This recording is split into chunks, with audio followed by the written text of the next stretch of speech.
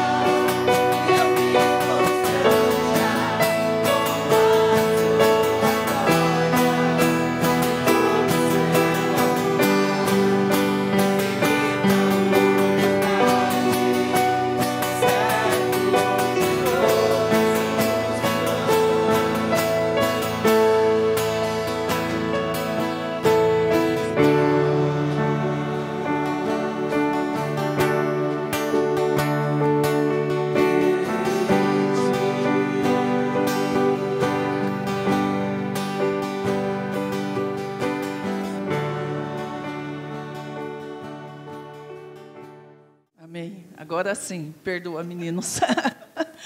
É a vontade, né, de agradecer ao Senhor, de falar o quanto Ele é maravilhoso, né, e como nós louvamos agora, né, é aquele que deixa as 99 só para nos encontrar, né, que derruba muralhas, que tira as mentiras, né, tira os enganos. Esse é o nosso Pai, esse é o nosso Deus, que nos resgata. Então, glória a Deus, né? Glória a Deus, porque Ele nos resgatou. E hoje nós estamos aqui louvando e glorificando e dizendo que nós o amamos.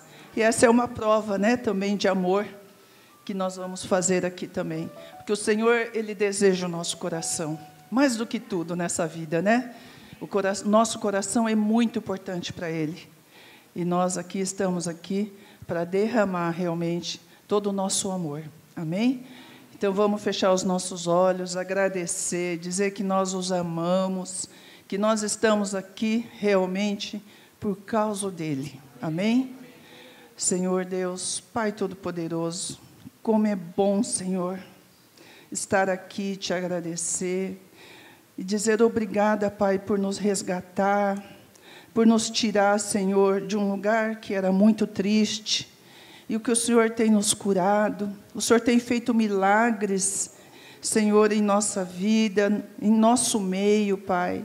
Como ontem nós vimos no culto, Senhor Deus, Pai, que bom saber, Senhor, que o Senhor tira, Senhor Deus, todo engano, toda tristeza, Senhor, tudo aquilo que não é de Ti, Senhor. O Senhor nos fez não para isso, não para sofrimento, não para engano, Pai, não para as mentiras. O Senhor nos fez, Senhor, para ter um relacionamento contigo. Por isso, em nome de Jesus, Senhor, nós te agradecemos e queremos, Senhor, agora, Senhor, ofertar, dizimar, Senhor, para que mais tenda, Senhor, mais e mais, Senhor, possa, Senhor, crescer, para que mais ovelhas, Senhor Deus, sejam resgatadas, Senhor, e que possam, Senhor Deus, ouvir a Tua palavra. Por isso, em nome de Jesus, Pai, nós te agradecemos e te louvamos, Senhor. Amém.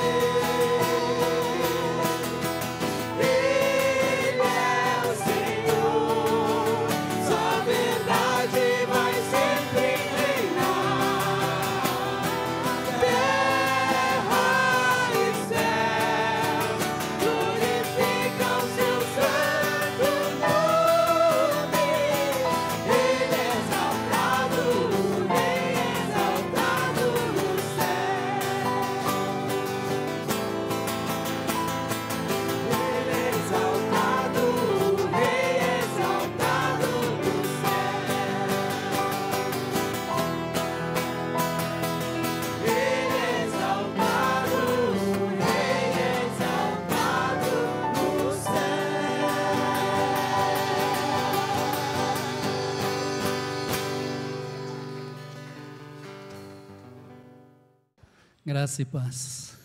Quem está feliz aqui hoje? Amém? Deus abençoe. Vejo muitas pessoas novas aqui, viu? Deus abençoe a cada um que está nos visitando. É um propósito de Deus que você esteja aqui hoje, viu? Amém? Hoje o título da ministração é Deus tem me tocado essa semana.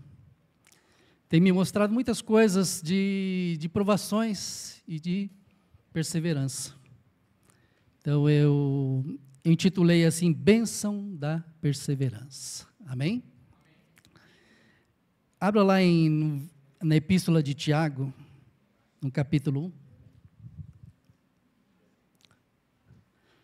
Nós vamos hoje meditar nos versículos de 1 a 18. Vamos dividir em partes, para que a gente possa contextualizar o tema hoje, primeiramente, né? Depois a gente vai viajar um pouquinho nos versículos que Deus nos deu.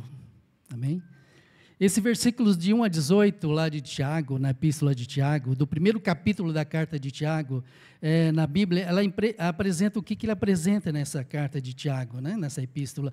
Uma introdução, irmãos, e uma série de ensinamentos sobre a importância da fé, a importância da perseverança, e também diante das provações que nós passamos e da sabedoria divina. Quem que não passa provações na vida, né? Quem que não passa dificuldades? Então, essa epístola, ela nos mostra muitas coisas que, para nós, na nossa vida, como nós enfrentamos essas provações do dia a dia, essa perseverança que a carta de Tiago nos fala, ela vai nos ensinar muitas coisas para enfrentar essas dificuldades, essas provações do dia a dia. Vamos ler do versículo 1 a 8, rapidinho, para que a gente possa contextualizar depois. Abra lá no versículo 1. Diz assim: Tiago, servo de Deus e do Senhor Jesus Cristo, às 12 tribos dispersas entre as nações, saudações. Ele está saudando os povos. Meus irmãos, considerem motivos de grande alegria o fato de passarem por diversas provações, pois vocês sabem que a prova da sua fé produz perseverança. E a perseverança deve ter ação completa, a fim de que vocês sejam maduros e íntegros, sem lhes faltar coisa alguma. Se algum de vocês tem falta de sabedoria, peça a Deus, que a todos dá livremente, de boa vontade, e lhe será concedida. Peça, porém, com fé, sem duvidar, pois aquele que duvida é semelhante à onda do mar, levada e agitada pelo vento. Não pense tal pessoa que receberá coisa alguma do Senhor, pois tem mente dividida e é instável em tudo o que faz. Até esse versículo 8, depois nós vamos continuar. Então, nesses versículos iniciais, só contextualizando para vocês, o Tiago, o apóstolo Tiago, ele se apresenta como o autor da carta e saúda as 12 tribos diversas. Quem são esses destinatários, as 12 tribos diversas?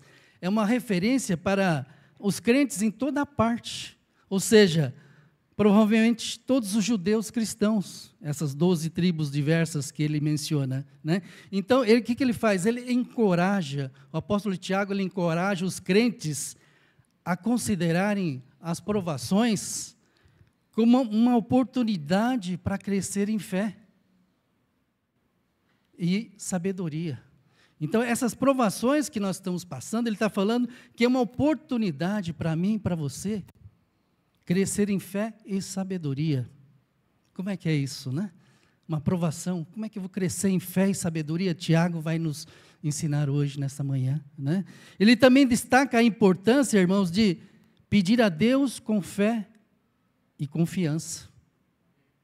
Nós temos que pedir com fé e confiança, né? Mas sem duvidar.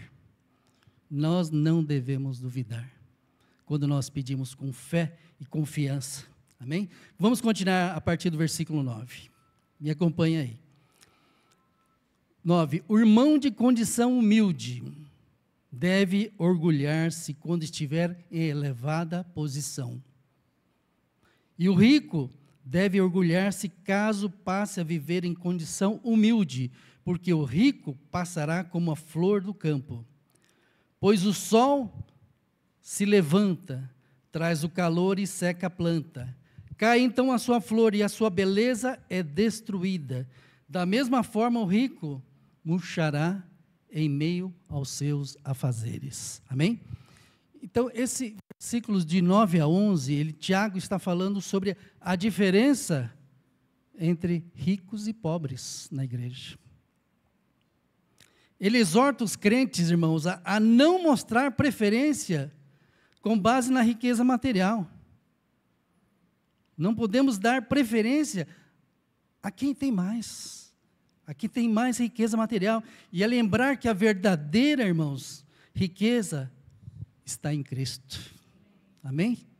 Não devemos dar preferência à riqueza material, que a nossa riqueza está em Cristo. Amém? Versículo 12, minha campanha aí. Feliz é o homem que persevera na provação, porque depois de aprovado, ele receberá a coroa da vida, que Deus prometeu aos que o amam. Quando alguém for tentado, jamais deverá dizer, eu estou sendo tentado por Deus, pois Deus não pode ser tentado pelo mal, e a ninguém tenta. Cada um, porém, é tentado pelo próprio mau desejo, sendo por este arrastado e seduzido. Então, esse desejo, tendo concebido, dá à luz o pecado, e o pecado, após ter se consumado, gera a morte. Amém?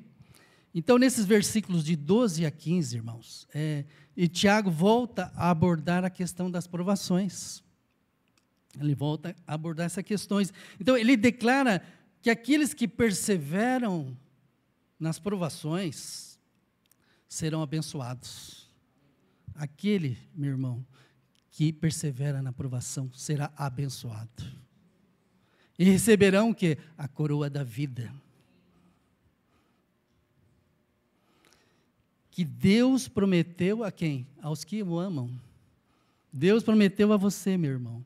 Aqui você que ama ao Senhor, Ele prometeu a coroa da vida. Amém? Receba isso hoje de manhã. Essa coroa está sendo colocada na tua cabeça hoje. Amém? Então, Tiago também alerta sobre as tentações e a natureza do pecado. Tiago está alertando hoje. Está alertando sobre a tentação e a natureza do pecado. Continua comigo aqui no versículo 16 até o 18. 16 diz, meus amados irmãos, não se deixem enganar. Toda boa dádiva e todo dom perfeito vem do alto, descendo do Pai das luzes, que não muda como sombra inconstantes. Por sua decisão, Ele nos gerou pela palavra da verdade, a fim de sermos como que os primeiros frutos de tudo o que Ele criou. Amém? Então, nesses versículos finais que nós lemos, Tiago enfatiza, irmãos, que todas as dádivas, todos os presentes são bons e vêm de Deus. Todas as boas dádivas, todos os presentes que vêm de Deus são bons, irmãos. Amém? Então, nesses últimos versículos, ele enfatiza isso. Então, resumindo, nesses versículos do início do capítulo 1, que nós lemos aqui, de 1 a 18, o autor, o Tiago, ele nos encoraja a considerar o quê? As provações como oportunidades de crescimento espiritual. Então, essas provações que nós estamos passando, né, ela é uma oportunidade de você crescer espiritualmente. E evitar, irmãos, o favoritismo baseado na riqueza. E a perseverar nas dificuldades, a pedir a Deus, irmãos, com fé e confiança.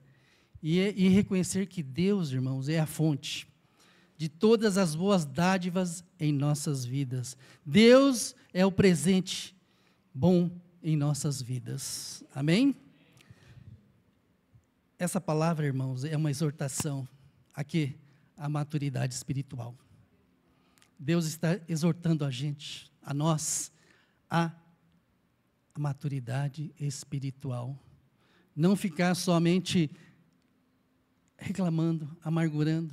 Puxa, Deus, estou passando por esse momento, por essa provação. Não, Deus está te dando uma oportunidade para a maturidade espiritual. É uma prova que você está passando, né? É uma maturidade espiritual, a fé inabalável, a sua fé será inabalável, né? E a dependência de Deus. Amém? Então, hoje é mais uma exortação que Deus está fazendo a mim, a você. Você quer crescer na maturidade espiritual, né? Você vai passar por provações. Será que nós vamos ser aprovados, né? Então, Hoje eu quero explorar com vocês, depois de nós termos contextualizado de 1 a 18, eu quero explorar com vocês o versículo 12. Abra novamente. Fernando, pode deixar o versículo 12 colocado? Presta bem atenção nesse versículo aqui. Diz assim: feliz é o homem que persevera na provação. Feliz é o homem que persevera na provação, porque depois de aprovado, ele receberá a coroa da vida, que Deus prometeu aos que o amam. Amém? Pode deixar aí, viu, Fernando, que a gente vai trabalhar em cima disso. Então, é um versículo, irmãos, se você ler bem profundamente, é um versículo que nos leva a entender que através da fé e da firmeza, nós podemos crescer o quê? Podemos crescer espiritualmente, irmãos, né? Podemos receber uma recompensa divina, podemos receber uma recompensa de Deus, nesse versículo 12, né? Então, feche seus olhos agora, vamos orar para que Deus fale conosco nesta manhã, né? Nós contextualizamos, nós entendemos bem o que essa epístola, esse versículo está nos falando, mas vamos pedir a Deus, feche seus olhos agora, curva a tua cabeça.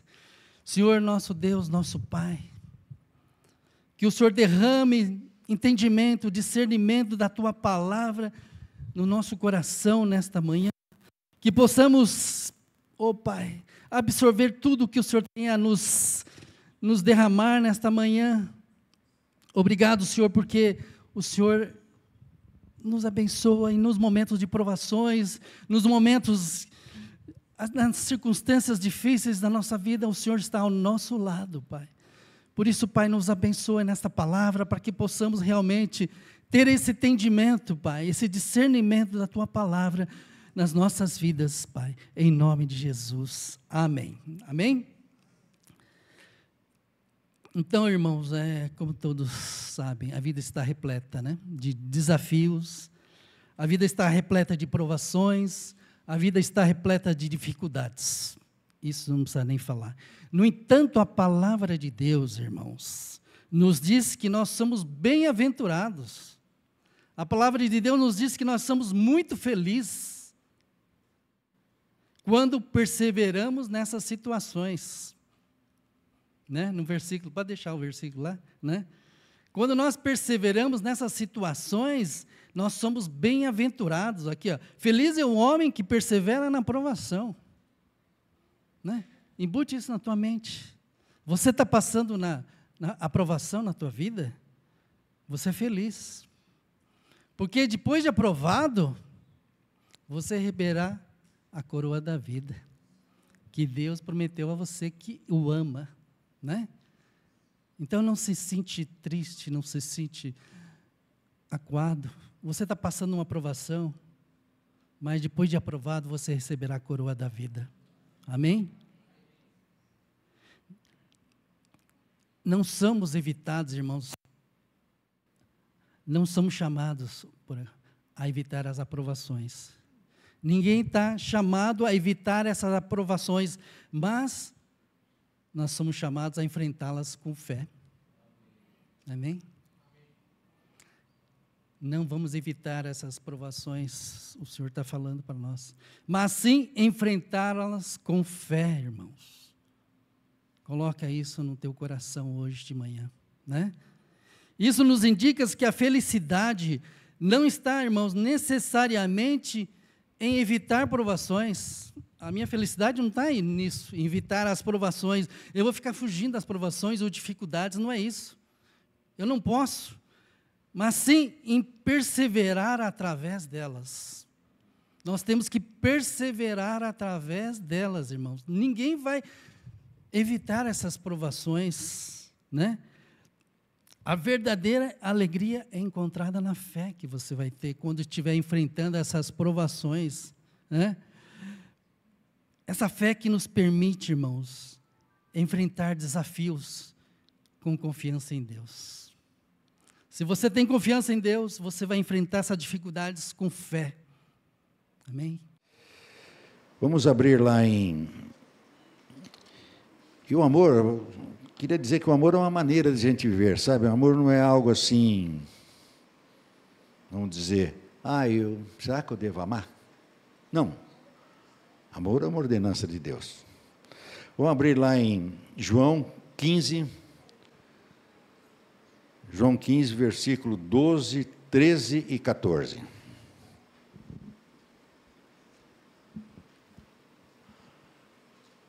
João 15, 12, 13 e 14. E disse o Senhor: meu mandamento é este, que vos ameis uns aos outros, assim como eu vos amei. Ninguém tem maior amor do que este, de dar a sua vida para os seus amigos, como Jesus fez, né? Vós sois meus amigos, se fazeis o que vos mando. E Jesus não estava dando assim uma sugestão: olha, eu acho que você deve chegar lá e amar o seu irmão, a sua irmã. Não, ele estava dando uma ordem, isso é uma ordenança. Porque ele disse: este é o meu mandamento, que vos ameis um aos outros, independente de vir na contramão uma gratidão ou não. E esse é o maior mandamento que Deus nos deixou. E esse mandamento supera todos os demais mandamentos. Porque quando nós cumprimos isso, Deus vai lá e resolve a situação. E se você amar até uma pessoa que muitas vezes te olha de soslaio ou que comete uma ingratidão, você pode abençoar através do amor de Deus aquela pessoa. É isso que eu sinto no meu coração. E muitas vezes nós queremos fazer diferente. Nós queremos retrucar. Ele não foi simpático, não foi isso. Não é simpática. Não. Sabe por quê? O amor é um dever. É um dever. Se é uma ordenança de Deus, é um dever. E nisso o corpo, a unidade de Cristo, tem que trabalhar um pouco melhor. Que nós viemos com uma bagagem do mundo que não é fácil, não. Uma bagagem que, olha, ouro por ouro, dente por dente, mas isso faz parte do Antigo Testamento. Dá o troco. Faça assim. Jesus nunca pensou assim. Aqueles que andavam mais próximo dele, Judas, típico, e foi lá e abençoou. E naquela igreja, a igreja primitiva, no tempo dos apóstolos, um dos motivos pelos quais ela crescia era a união e a comunhão daqueles que seguiam Jesus. Pois todos eles repartiam o que tinham entre si, comiam o pão fracionado, ou seja, tinham uma comunidade, tinham uma comunhão. E era uma igreja que se amava e se consolava. Tem festa na casa do Paulinho? Eu estou lá. Se tem dor, também eu estou lá. É assim que aquela igreja fazia. Não era uma igreja só dos momentos bons, nos momentos ruins ela estava presente. E o amor é um dever de todo cristão, porque, deixa eu repetir, trata-se de um mandamento, não é uma sugestão. Eu acho que você deve chegar lá e amar fulano que não mal te olha, mal te cumprimenta. E nós precisamos dar esse amor e desfrutar desse amor, porque é o amor que Deus coloca no coração da gente. Entretanto, o amor exige algumas regrinhas básicas, regrinhas de abnegação. Primeiro, negar-se a si mesmo. Muitas vezes, diz com muita propriedade o pastor Tomás, eu prefiro ceder do que ter razão e perder a união. E a renúncia é saber perdoar, é a morte diária da nossa carne pelo nosso entendimento, aquela bagagem ruim do mundo que nós trazemos. Isso é amor. Quando você chega assim, Rosa, está certo, eu não quero discutir, você tem razão. Muitas vezes eu estou com a razão, mas tem que ceder. E esse amor é um combustível para a fé, isso é para crescer. É para exercitar o amor. E a fé sem amor não funciona. Eu tenho fé que isso vai acontecer. Mas você tem amor no coração? Você está orando pelas pessoas? Você tem orado? Tem intercedido? E esse amor é um sentimento mais nobre que o ser humano pode ter. Porque isso veio do Senhor. Nós não temos capacidade para amar como Deus nos amou. Mas nós precisamos caminhar nisso. Precisamos crescer nisso. Para que possamos fazer a diferença. E o amor é a maior força que existe no mundo. No mundo tão ruim, que a gente vê tanto problema aí hoje. Porque o amor é muito mais poderoso que o ódio, muito mais poderoso que a vingança, e o amor sempre vai vencer. Muito embora apareçam situações adversas para aqueles que amam verdadeiramente, como a ingratidão, mas no final o amor vai vencer. E quando nós temos amor no coração, o amor nos vai tirando do pecado, vai nos tirando do adultério espiritual. Sabe o cara que um dia eu penso assim, um dia eu penso assado, coloco ídolos à frente de Deus, coloco outras situações como prioridade na minha vida. Porque o amor não nos leva ao erro, não nos leva à soberba, não nos leva ao oportunismo e não nos leva também ao egocentrismo. Eu sou o centro. As coisas giram em meu redor. Não, as coisas têm que girar em torno de Jesus. Ele deve ser o centro. Nós devemos ser cristocêntricos 24 horas por dia. Quem ama, primeiro ele dá. Sem querer em nada, em troca. Ele não fica esperando aquele troquinho. E para o amor não existe obstáculo. Ele é penetrante a ponto de separar, de alterar situações totalmente desfavoráveis, pelas quais muitas vezes nós passamos ao longo da caminhada com Jesus. Diria para vocês que o amor é uma maneira bem diferente daquilo que nós estamos habituados a ver aí hoje. Porque o amor vem do próprio Deus, porque Deus é amor. E ultimamente, o que nós temos visto nos noticiários, na mídia social, pessoas se engalfinhando por posições. Ali não existe amor, com certeza. Porque quando você ama uma pessoa, muito embora a pessoa apronte com você, você não vai desejar o mal para aquela pessoa. Muito pelo contrário. Você vai orar e você vai ver mudanças naquele comportamento que não te agradou. E o poder de Deus só é manifesto onde e quando você estiver em amor. Como é que eu posso vencer uma batalha espiritual sem amor no coração? O espírito de retaliação, um espírito muitas vezes maldoso, porque o nosso coração é enganoso, a gente sabe disso. A Bíblia fala sobre isso. Ó, quanto é enganoso o nosso coração. Mas, infelizmente, nos dias atuais, qualquer sentimento aí, as pessoas chamam de amor. Ah, eu amo isso, amo aquilo. Não é bem isso. Primeiro, para amar, nós precisamos, muitas vezes até, para expressar esse amor, nós precisamos pedir perdão a quem nós ofendemos. E também, se necessário for, receber perdão, porque muitas vezes nós também machucamos pessoas. E outro dia me defrontei com uma situação que alguém me disse: é difícil perdoar. Você não sabe o que ele me fez ou ela me fez. Gente, isso não é amor. Quem ama, perdoa. E deixa aquele que cometeu a falha se entender com Deus. Você vai lá e libera perdão. E amor e perdão é um binômio que a gente tem que aprender a andar junto. É um sentimento. E é uma decisão que nós temos que tomar.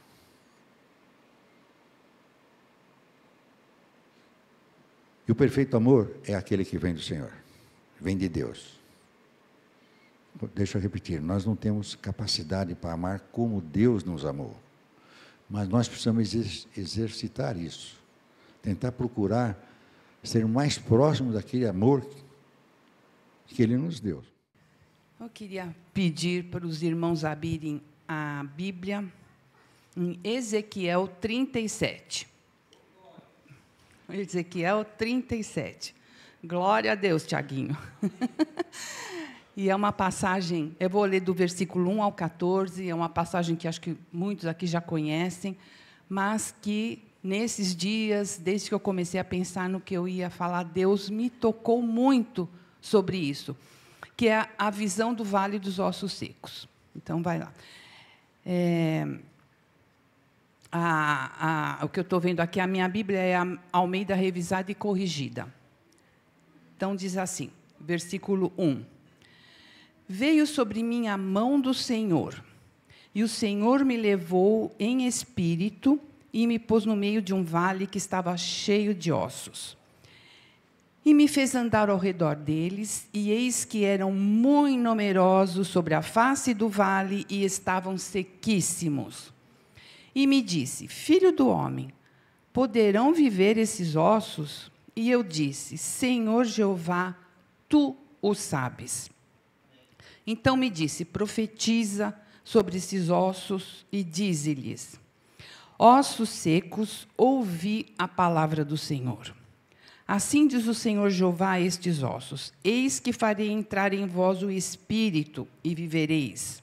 E porei nervos sobre vós, e farei crescer carne sobre vós estenderei pele, e porei em vós o espírito, e vivereis, e sabereis que eu sou o Senhor. Então profetizei, como se me deu ordem, e houve um ruído, e enquanto eu profetizava, eis que se fez um rebuliço, e os ossos se juntaram, cada osso ao seu osso. E olhei, e eis que me vieram nervos sobre eles, e eis que vi nervos sobre eles, e cresceu a carne, e estendeu-se a pele sobre eles por cima, mas não havia neles o espírito. E ele me disse, profetiza ao espírito, profetiza ao filho do homem. E dize ao espírito, assim diz o Senhor Jeová, vem dos quatro ventos, ó espírito, e assopra sobre esses mortos, para que vivam. E profetizei, como ele me deu ordem. Então o espírito entrou neles, e viveram, e se puseram de pé, um exército grande em extremo. Então me disse, filho do homem, esses ossos são toda a casa de Israel. Eis que dizem, os nossos ossos se secaram e pereceu a nossa esperança. Nós estamos cortados. Portanto, profetiza e dize-lhes, assim diz o Senhor Jeová, eis que eu abrirei as vossas sepulturas e vos farei sair das vossas sepulturas, ó povo meu, e vos trarei à terra de Israel. E sabereis que eu sou o Senhor, quando eu abrir as vossas sepulturas e vos fizer sair das vossas sepulturas, ó povo meu.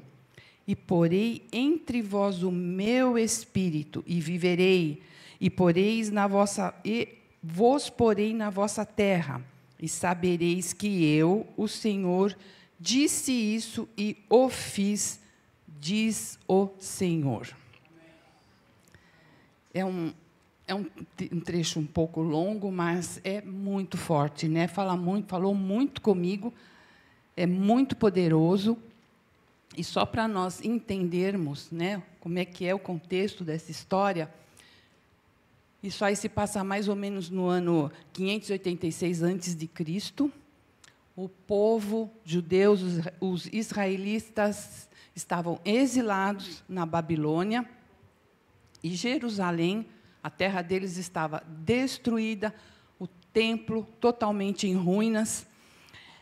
E aí a gente vê que Deus compara, né, toda essa destruição, esses ossos secos, com isso que o povo dele estava passando, né? Eles estavam sem futuro, sem esperança, se sentindo abandonados por Deus. E por quê? Por que eles chegaram a esse ponto?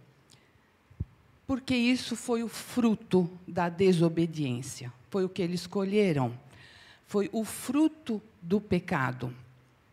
Por quê? Eles tinham abandonado a Deus, eles se tornaram um povo idólatra, cultuavam outros deuses, faziam coisas erradas, a palavra fala que faziam coisas abomináveis aos olhos do Senhor, e não se arrependeram.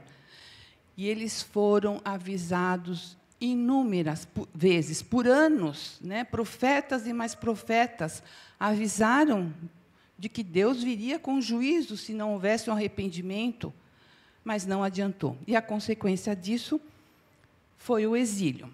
Então, essa é a paisagem. E aí o Espírito Santo mostra, revela para Ezequiel, né, o estado de morte que aquele povo estava. Eles estavam se sentindo secos, como os ossos, né? Ele faz uma comparação. E mostra, mas ele revela também que haveria uma futura restauração, haveria uma esperança para esse povo. E aí, a gente vê que Deus manda Ezequiel fazer o quê? O que ele fala para Ezequiel? Profetiza, profetiza. E ele obedeceu. Profetizou sobre os ossos e viu aquilo acontecer. Se criaram nervos, músculos, tendões, a pele.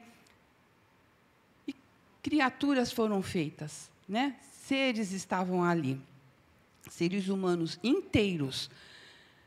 Mas ainda faltava uma coisa.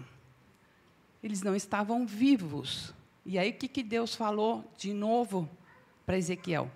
Profetiza. E, novamente, Ezequiel obedeceu e profetizou. E o que ele falou? É uma coisa muito bonita, né?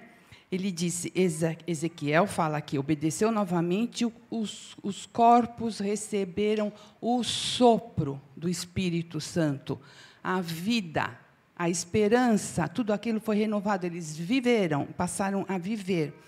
E Ezequiel viu ali na frente dele o quê? Um milagre, um exército vivo pelo poder do nosso Deus Todo-Poderoso, uma coisa incompreensível, né? Então, a gente viu que o povo de Deus vivia uma realidade muito triste, eles eram estrangeiros naquele lugar, estavam sem esperança alguma de voltarem à pátria deles, né, ao país deles, e se sentiam abandonados por Deus. Eles não tinham mais esperança de nada, eles estavam exatamente como aqueles ossos secos. Mas, como já foi falado aqui, como nós temos um Deus que é compassivo, que é longânimo, que é misericordioso, né? As misericórdias do Senhor se renovam a cada manhã. E nós vemos aqui outra coisa, o grande amor de Deus, o amor incomparável que Deus tem pelo seu povo, pelos seus filhos. Não é? Quando Deus põe a mão, quando Ele aceita o nosso pedido de perdão, Ele esquece, a palavra nos garante isso, né? Ele esquece tudo aquilo que nós fizemos e derrama a bênção. E é isso que ele está falando para Ezequiel. Ele ia trazer um renovo sobre o povo dele. E Ezequiel leva essa mensagem de vida, de esperança, de bênção para eles. E aí, começo a pensar, muito bem, isso é lindo, né? Uma coisa linda, é um trecho lindo da Bíblia. E o que isso serve para nós, né? O que eu aprendo com isso? Foi o que eu comecei a pensar. Primeira coisa, tem muitas lições, né? Algumas delas é o que eu tirei aqui. A primeira é ter fé. Ezequiel nos deu esse exemplo de fé, porque quando Deus falou, profetiza, Deus perguntou para ele, você acha que é possível esses ossos secos reviverem? O que ele respondeu? O Senhor sabe. Ele não questionou, ele não duvidou, ele não parou para pensar como é que esse monte de osso seco, tudo misturado, por anos e anos, aí vai ter vida. É uma coisa impossível aos nossos olhos.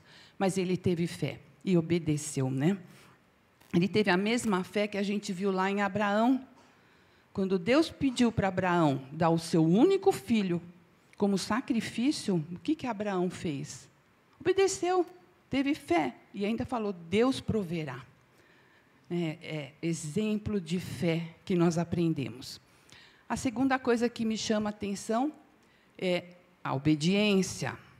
Ezequiel obedeceu, ele não questionou. Deus falou, profetiza, ele profetizou. Quantos de nós aqui, quando Deus fala conosco, comigo, né? A gente não fica pensando, mas pode ser que aconteça isso, mas será que eu vou conseguir? Quantas vezes nós não fazemos isso? Então, a gente aprende aqui com Ezequiel, obedeça. Deus falou, obedeça. Por mais impossível que a situação esteja, por mais que a gente não tenha soluções, obedece, obedece. Outra coisa, nada é impossível para Deus. Ou seja, aos nossos olhos, né, a nossa compreensão humana, aquilo era uma coisa impossível de acontecer. Era um vale imenso, devia ter milhares de ossos ali, por muito tempo, devia ter passado animais, aquilo estava seco, devia estar podre, tudo misturado, quer dizer. Mas Deus mostrou que nada é impossível para Ele, né? E outra coisa, que eu acho que isso é muito importante, é a nossa parte aqui, Ezequiel foi um instrumento de Deus. Então, nós temos que ser instrumento de Deus. Deus realmente não precisa de nós, mas a nossa disposição tem que estar, é o eis-nos aqui, né? Nós temos que estar sempre disponíveis, não importa o que esteja acontecendo. E Ezequiel profetizou o que Deus havia mandado e levou essa mensagem de vida para o povo dele. Se ele não tivesse profetizado, se ele não tivesse obedecido o Senhor, com certeza Deus teria arrumado uma outra forma de fazer. Mas a importância de ser instrumento de Deus faz toda a diferença nas nossas vidas, né?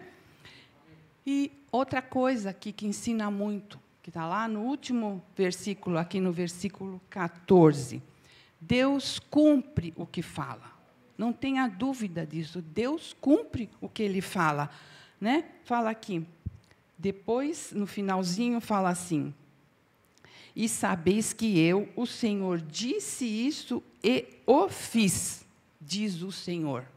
Então, o Senhor faz, por pior que a nossa situação esteja, por mais, impossível que a nossa vida esteja, que a gente não tenha nada, que estejamos secos mesmo, porque essa falta de visão, de perspectiva, muitas vezes nos torna secos, né? Mas Deus cumpre o que Ele fala. E falamos aí. E sabendo disso tudo, né? Uma questão que me veio. O que eu quero ser? Osso seco ou profeta? Ou profetiza, né? No caso das mulheres. O que nós queremos ser? Eu acho que não tem sombra de dúvida, né? Eu não sei se alguém assistiu aqui o culto sexta-feira, pastor Arno. Ele falou uma coisa que testificou tudo isso que eu já tinha preparado, né? Ele falou assim: quando nós vamos deixar de ouvir as ameaças que o inimigo põe na nossa mente e vamos lembrar e trazer à memória as promessas que Deus tem para nós. Porque o inimigo põe coisa na nossa mente, né? O inimigo põe. Ele não se cansa, ele é incansável. Mas nós temos um Deus, nós temos Jesus, que é o único Senhor e é aquele que foi dado todo o poder no céu e na terra. Está aqui na palavra. Nós temos Jesus, nós temos o Espírito Santo. Então, nós não temos que dar ouvido para essas coisas que o inimigo põe na nossa mente. É uma coisa que a gente tem que compartilhar com os outros, né? O inimigo quer nos tornar exatamente como aqueles ossos secos. sem esperanças, mortos espiritualmente, desanimados, desesperançados. Mas o Senhor, Ele é o nosso Senhor, e Ele é o vencedor. É declarado aqui na Bíblia. Jesus é o vencedor, o inimigo já é derrotado. Então, vamos tomar posse disso também, né? Profetizar ao nosso próximo. Quantos de nós aqui, nós estamos cercados por pessoas carentes, por pessoas passando por momentos difíceis. Então, é nossa função, como cristão, levar a palavra do Senhor, encher a vida dessas pessoas com um novo ânimo, com fôlego de vida renovado, né? Veio muito forte no meu coração é que a palavra declarada realmente é um ato profético. E o que a gente vê nesse exemplo, que está ali em Ezequiel 37, é que a palavra profética, ou a menção da palavra que vem do Senhor, é a mesma coisa que transmitir vida. Porque assim como aconteceu com aqueles ossos, isso acontece em todo o tempo com a gente, quando a palavra encontra as nossas vidas. Assim, eu estava pensando também o que é a força dos ventos, né? A gente percebeu bem num tempo recente, aqui anteontem, mas a gente vê ao longo da história, inclusive, como os ventos eles têm poder de muitas coisas.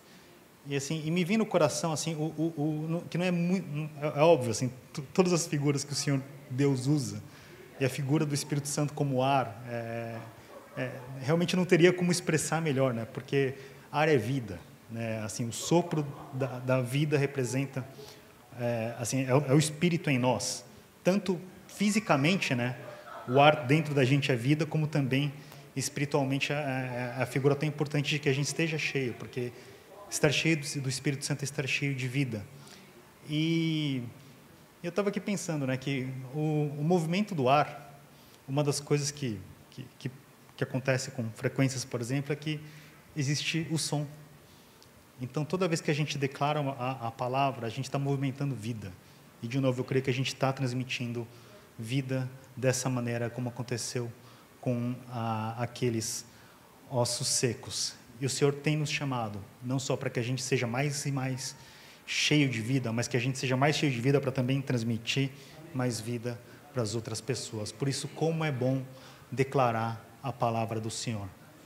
A gente, eu acho que ficou claro para todo mundo, e achei isso muito bacana, de que a gente pode profetizar, sim, sem que a gente tenha sido ungido um profeta, por exemplo, né?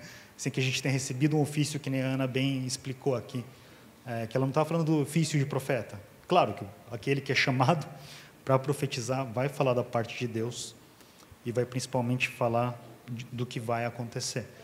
Mas a gente é chamado, sim, para exercitar dessa maneira. Porque, de novo, declarar a palavra do Senhor é transmitir vida e é uma atitude profética. E eu queria, então, convidar os irmãos para que a gente faça um pouco desses exercícios, né? Claro, vamos guardar isso no coração para durante a semana, ter tempo de oração em línguas com o Espírito Santo e também ter tempo de declarar a palavra do Senhor. Sabe que, só fazendo aqui um gancho rapidinho, me veio no coração algo que eu ouvi do pastor Chori já faz bons anos, eu achei muito interessante. Ele falando sobre orar em línguas. Quando a gente olha lá em Tiago, é no 1? Não lembro agora. Bom, tem só 5 capítulos em Tiago. Em algum dos 5 ele fala da língua. Não é antes do 3, né, com certeza. Ele fala do poder da língua, né? Ele explica, com ela bendizemos, né? Com ela a gente pode lançar até uma maldição, né? Mas ele explica que a língua é um órgão tão pequeno, mas que ele governa todo o corpo. E é interessante que não é por acaso que a manifestação de que a gente está cheio do Espírito Santo se dá com a oração em línguas, porque é na hora que a gente entrega o próprio governo da vida, que a gente pega esse pequeno órgão das nossas vidas e realmente deixa completamente nas mãos do Senhor e fala algo que, inclusive, a gente mesmo, normalmente, não entende. Claro que Deus, às vezes, dá o dom para que a gente compreenda, e Paulo explica que, inclusive, isso é profecia. Mas, via de regra, a gente fala conforme o Espírito quer falar. Quer sinal de concordância e confiança maior do que esse? Entendeu? A gente não precisa nem entender, mas já concorda. Por isso que eu creio que é algo que é edificante para as próprias vidas. Então, nesse tempo, eu queria, nesses minutinhos, convidar os irmãos. Assim, eu creio que a maioria já ora em línguas, que a gente tem um tempo aqui para orar em línguas. E aqueles que querem ser cheios do Espírito Santo, se puderem, no seu lugar, levantar a mão. Aí eu vou pedir para alguns de nós aqui, né, para que a gente ore com essas vidas, para que também sejam cheias do Espírito Santo. A gente pode fazer isso, eu imagino, quando a gente entrar num louvor. Tá? E também tem outra coisa que tá no meu coração, é o seguinte: eu sei que isso sempre acontece, mas eu tenho sentido que tem mais gente clamando por cura, né? Então, entre as palavras proféticas que a gente pode liberar, eu queria convidar os irmãos a gente fazer uma oração para liberar uma palavra de cura para algumas vidas que estão precisando. E aí, eu queria pedir para o louvor já entrar, que a gente comece a ter um tempo de orar em línguas, e aqueles que não foram cheios do Espírito Santo, se puderem pedir, a gente vai tentar clamar para o Senhor Jesus para que Ele realmente batize a todos nós. Então, vamos orar então. Senhor, muito obrigado. Senhor Jesus Cristo, nós te louvamos, te agradecemos. Agradecemos o teu santo nome, ó Deus. E nos colocamos diante do Senhor, de quem recebe o nome toda a família no céu e na terra. E nós te agradecemos, ó Deus, porque o Senhor foi para a cruz do Calvário no nosso lugar, ó Deus. E lá na cruz o Senhor levou sobre si as nossas dores, as nossas enfermidades, e o castigo que nos traz a paz estava sobre o Senhor Jesus Cristo, ó Deus. E por suas pisaduras nós fomos sarados. E todos os enfermos, ó Deus, que estão à nossa volta, os queridos que têm padecido, ó Deus, algum problema de saúde, todos eles foram sarados pelas suas pisaduras, ó Deus. Muito obrigado, Senhor. Louvamos o teu santo nome, ó Deus. Em nome de Jesus.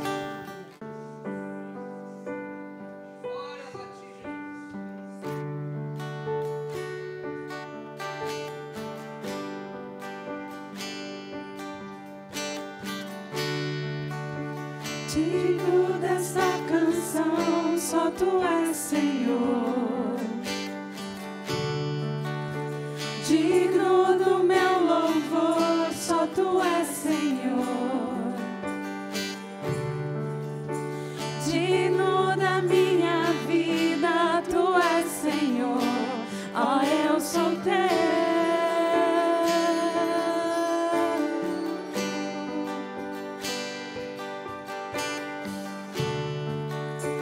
Nome que é sobre todos é o teu Jesus. Fonte da salvação, só tu és Jesus. Digno da minha vida, tu és Jesus. Ó, eu sou teu. Ó, eu sou teu.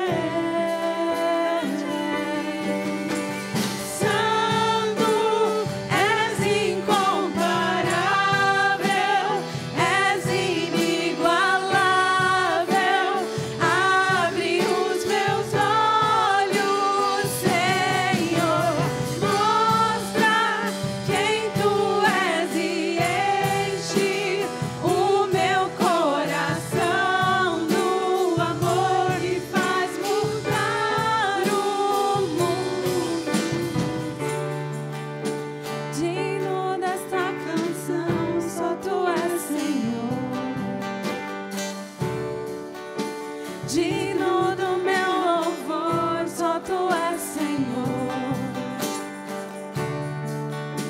Digno da minha vida, tu és, Senhor.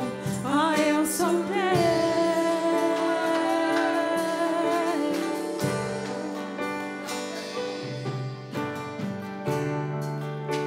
Nome que é sobre todos é o teu Jesus. fonte da salvação, só tu és Jesus. Digno da minha vida, tu és Jesus. Ó, eu sou teu. Ó, eu sou teu. Santo, és incomparável, és inigualável. Abre os meus olhos, Senhor. Mostra quem tu és e enche o meu coração do amor que faz mudar o mundo. Santo, és incomparável, és inigualável. Abre os meus olhos, Senhor. Mostra quem tu és e enche o meu coração do amor. Eu vou construir minha vida em ti. Tu és meu fundamento. Declare isso. Eu vou confiar somente em ti. Não vou ser abalado. Eu vou construir minha vida em ti. Tu és meu fundamento. Eu vou confiar somente em ti. Não vou ser